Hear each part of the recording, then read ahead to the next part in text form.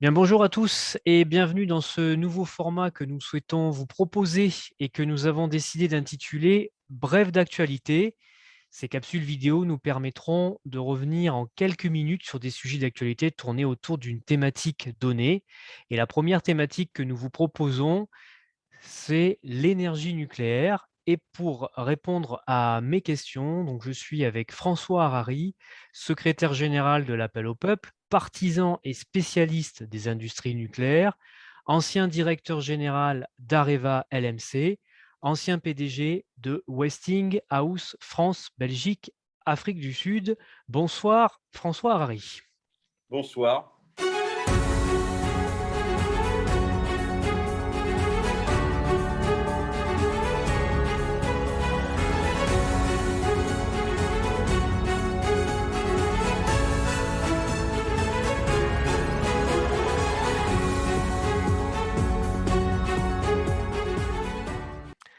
On va attaquer directement dans le vif du sujet. Première question que je vous pose. En quelques mots, quelle légitimité accorder à l'énergie nucléaire? Eh bien, cette légitimité, elle est énorme, surtout comparée aux autres énergies. J'en veux pour preuve que l'énergie nucléaire peut produire de l'électricité à 90% du temps d'exploitation. Ce n'est pas le cas pour ses concurrents hydrauliques, pour ses concurrents euh, éoliens qui ne peuvent en général ne fournir de l'électricité que 25% du temps. Et puis, ses concurrents solaires, puisqu'il faut du soleil, effectivement, comme dirait Monsieur de la Palisse, pour les faire fonctionner, et que dans nos régions d'Europe centrale, ce n'est pas une situation permanente. C'est aussi un avantage économique énorme. Alors, outre le fait qu'il y a 220 000 personnes qui travaillent pour les énergies nucléaires, les industries nucléaires en France, c'est un énorme avantage pour notre industrie par rapport à des concurrents comme l'Allemagne qui ont laissé tomber en grande partie le nucléaire. Ils achètent, ne vous en faites pas, de l'électricité d'origine nucléaire en France et ils ont encore 6 à 7 réacteurs qui tournent en Allemagne jusqu'en 2023-24.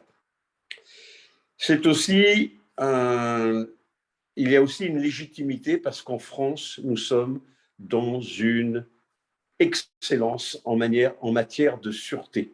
Il n'y a jamais eu en France d'accident dramatique compte tenu du dispositif qui est mis en place pour assurer la sécurité des travailleurs, la sûreté de l'exploitation de ces centrales nucléaires.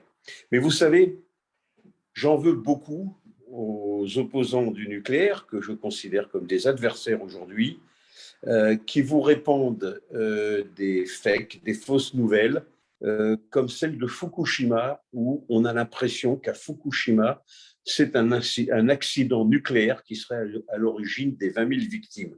Absolument pas.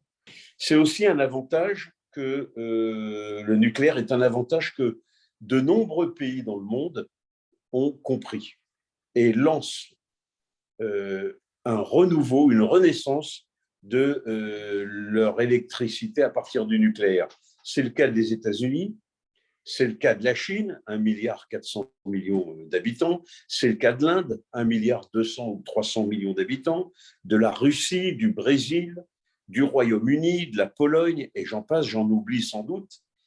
Euh, vous faites le calcul, la moitié de la population de la planète dans les pays modernes va bénéficier de l'énergie nucléaire.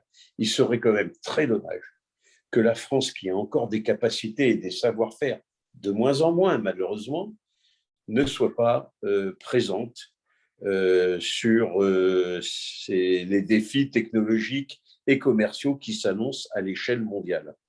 Et puis enfin, je dirais que la légitimité du nucléaire repose également sur le fait que j'en suis convaincu et j'essaye depuis des années de faire passer ce message.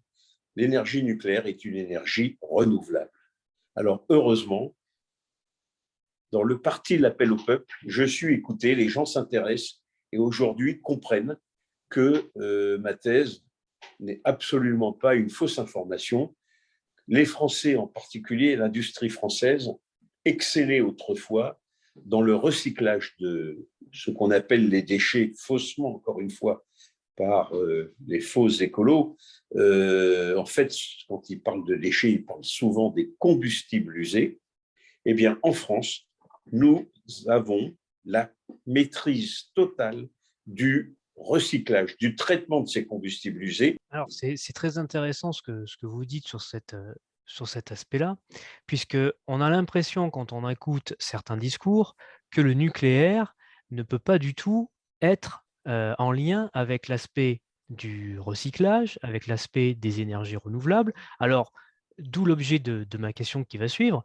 Selon vous, l'énergie nucléaire est donc à la fois écologique, mais également renouvelable?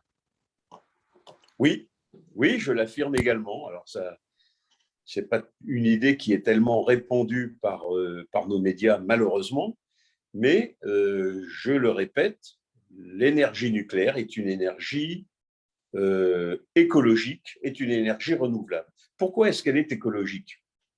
Eh bien, c'est pour produire de l'électricité, en utilisant le nucléaire, on utilise l'énergie qui produit le moins d'oxyde de carbone. Comparé aux milliards de mètres cubes que les Allemands, les Chinois aussi, encore pour quelque temps, et les Américains, mais surtout les Allemands qui sont nos voisins, rejettent dans l'atmosphère, je pense qu'il est intéressant de regarder les volumes. Alors, il y a des déchets nucléaires, mais ces volumes sont minimes. Comme on recycle le combustible usé, finalement, il ne reste que 3 à 4 % du volume initial qui n'est plus recyclable. Donc, pas de rejet carbone. C'est renouvelable parce que recyclable. On peut le traiter et le recycler. Eh bien, c'est écologique. Et quand on sait que c'est aujourd'hui la seule production d'électricité qui permet de lutter contre le réchauffement climatique, je ne comprends absolument pas la manipulation politique dans laquelle s'est engagée Europe Écologie Les Verts, parce qu'ils vont être ridicules dans quelques années. Alors c'est très intéressant ce que vous dites parce que quand on entend les discours aujourd'hui, notamment tenus par une certaine classe politique, on a vraiment l'impression que, comme je le disais au niveau de ma question préliminaire, que le nucléaire ne peut pas être écologique. En quelques mots, vous avez réussi à démontrer le contraire et ça va me permettre d'enchaîner sur les questions d'actualité, donc deux questions d'actualité qui vont suivre. Alors, monsieur Harari, le 15 septembre dernier, vous n'avez bien sûr pas loupé l'information selon laquelle l'Australie a rompu sous la pression américaine et de manière unilatérale le contrat de fabrication de sous-marins diesel fabriqués par la France. Alors, je parle sous votre vérification, mais de mémoire, c'est 34 milliards d'euros. Donc, du coup, pour les remplacer par des sous-marins à propulsion nucléaire. Alors, deux questions en une. La première, selon vous, quelle technologie est la meilleure entre les deux que j'ai évoquées dans cette introduction sur cet événement d'actualité? Et enfin, quelle attitude doit tenir la France sur cette décision prise par notre ancien partenaire? Alors, effectivement, hein, c'est évident que le sous-marin à propulsion nucléaire est bien plus efficace que le sous-marin à propulsion diesel. Tout simplement, pour résumer, un sous-marin nucléaire qui utilise un réacteur nucléaire pour sa propulsion comme moteur, même s'il utilise des armes classiques après, donc on peut vendre a priori aux Australiens, on va en parler, peut rester des mois sous l'eau, des mois. Les plus grandes missions de la marine française, c'est 72 jours sous l'eau sans réapparaître. On réapparaît parce qu'on est en temps de paix, mais en temps de guerre, on pourrait rester des mois, bien plus longtemps sous l'eau. Alors que le sous-marin diesel doit obligatoirement refaire surface, au moins pour se réapprovisionner en carburant. Voilà. Donc, grosse efficacité, grosse supériorité du sous-marin nucléaire. Par contre, c'est ce qui est un peu gênant. Et c'est pour ça que les Américains ont pris comme complices dans cette affaire nos amis britanniques pour montrer que l'Australie, c'est aussi le Commonwealth.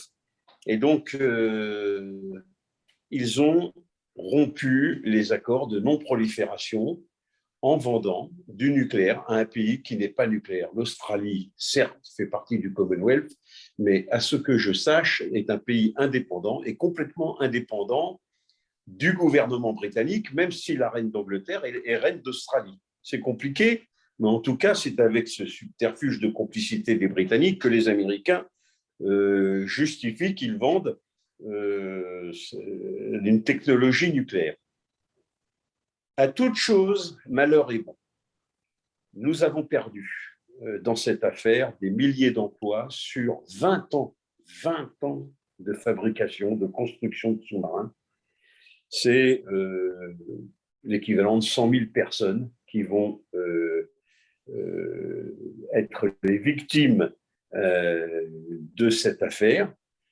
C'est aussi de la part d'alliés qui sont proches de la France depuis, de manière séculaire, hein, même si on pense aux Américains, mais pour les Britanniques depuis plus d'un siècle. C'est aussi une attitude qui est, à mon avis, condamnable. Alors pourquoi à toute chose malheur est bon? Je dis qu'à partir du moment où les Américains ont poussé l'Australie à rompre le contrat, comme vous l'avez dit fort justement, c'est unilatéral, mais il y a la pression américaine, et les Américains vont vendre donc des sous-marins nucléaires, ils ne respectent plus, à mon avis, les traités de non-prolifération. C'est donc maintenant tout à fait légitime pour la France de proposer ces technologies de propulsion nucléaire qu'elle maîtrise aussi parfaitement pour nos sous-marins, sachant qu'on a un avantage.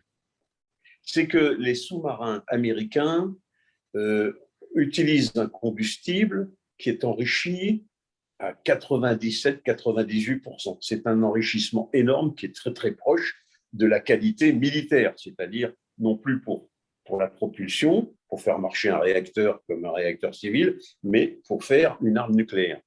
La France, elle, ses sous-marins utilisent des combustibles qui sont de mémoire enrichis à 7 ou 8%.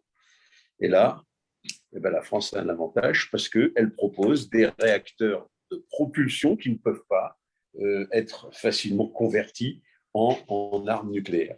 Donc je pense qu'il faudrait que nos gouvernements, s'ils en ont le courage et l'autorité et l'imagination, eh bien, se décident à proposer la propulsion nucléaire sur un marché mondial, que ce soit à des fins de propulsion de navires de guerre ou tout simplement de navires de commerce.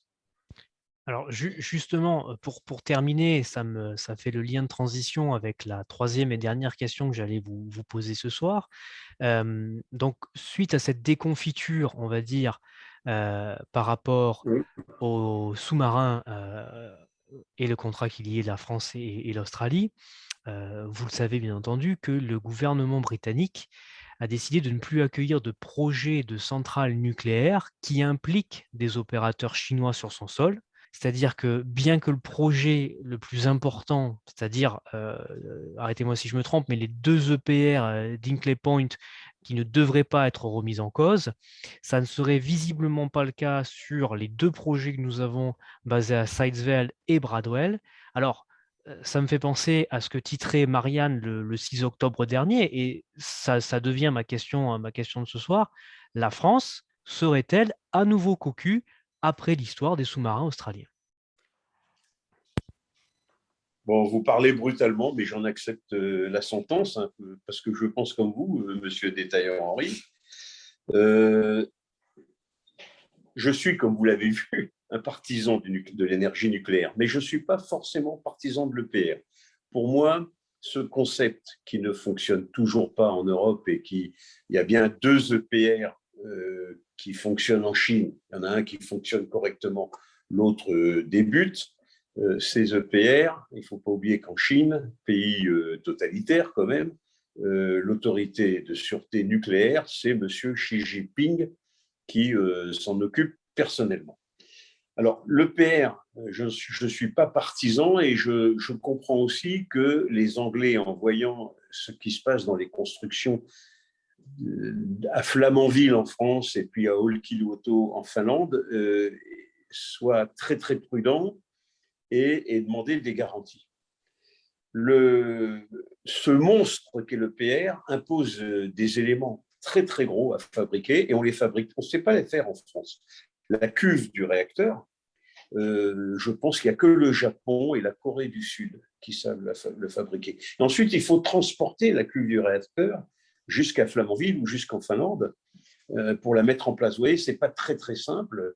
Et en plus de ça, la construction est très longue, ce qui fait qu'on tombe dans une histoire un peu ubuesque. L'autorité de sûreté nucléaire française fait augmenter les règles de sûreté, c'est normal, c'est son boulot, mais le concept, lui, il est toujours en retard par rapport à l'évolution. C'est ce qui se passe à Flamanville, où probablement certaines fabrications auraient pu être acceptées il y a 10, 20 ans, 30 ans. Elles ne le sont plus aujourd'hui. Donc, c'est un problème. Alors, il est vrai que les Anglais constatent, avec un peu de retard quand même, parce que je rappelle que le premier électricien au Royaume-Uni s'appelle EDF. EDF. Donc, les Anglais s'aperçoivent qu'il y a une joint venture, comme ils disent, on dira nous un groupement économique, entre les Chinois qui ont 30% du marché, je crois, EDF, et le gouvernement britannique.